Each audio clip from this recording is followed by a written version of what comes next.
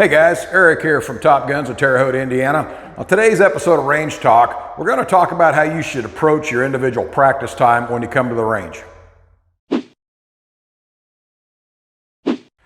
Guys, the first thing I do when I go to a range to get my individual practice time is I'll shoot somewhere between 5 and 20 rounds, slow rate of fire, maybe at a distance of only 5 to 10 yards. And what I'm focusing on here is the fundamentals of marksmanship, that proper trigger press, staging that trigger, proper sight alignment. I go at that slow to ensure that I've got all the basics down, and once you have the basics down, that's what allows you to move on to the more advanced stuff. Guys, one of the things we advise our students here at Top Guns to do when they go out to get their individual practice time on the range is to be goal-oriented during their training session. A good way to approach this is to pick one specific task that you want to work on, maybe two, be it magazine changes or drawing from a holster in the event that the range you're shooting on allows that kind of thing. Focus on a specific task each time you go to the range and you'll become better at that individual task. Guys, one way to become a better shooter is to run individual drills. And many of the drills out there, be it a 2-and-2 drill or an El Presidente, I'm going to give props to Jeff Cooper, that was one of his drills. When you run these individual drills, your goal is to become a better shooter, a better gun handler. A lot of people get too locked into what the shot timer says. Okay, yeah, I'm using a shot timer here and I'm able to run a 2-and-2 drill, meaning I shot 2 rounds, conducted a magazine change, shot 2 more in 3.5 seconds. Great, good on you. However, at the end of the day, you have to look at the overall picture. Your goal is to not knock that time down necessarily, but to become a better shooter and a better gun handler.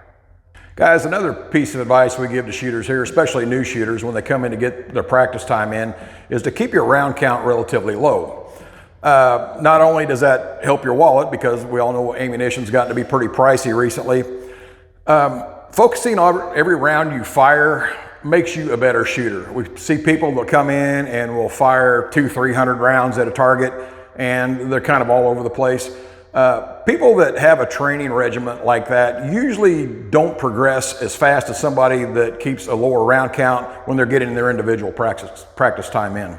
Folks, what I've got up here on the wall behind me is a couple targets that I took down after clients got done with their practice time here at Top Guns. The first target I want to talk about is kind of what not to do. This individual here, as you can see, put 2 rounds on the X, and these other rounds, not so good. This guy was shooting at a distance of 5 yards. Now, I remember when this guy was in the range, he shot these, I believe there's 10 rounds on this target, roughly. And the 2 rounds that the guy commented on were these. I think that's kind of a wrong approach on a mindset when you're going out to practice.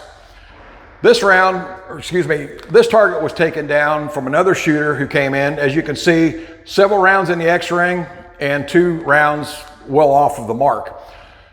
In my mind, this guy had the right mindset. These rounds here, me personally, I don't worry about those rounds. These rounds that hit their mark, that's supposed to happen. My mindset is that I worry about these 2 rounds that didn't hit their mark. These are the 2 that I need to fix. That's the way it's supposed to be.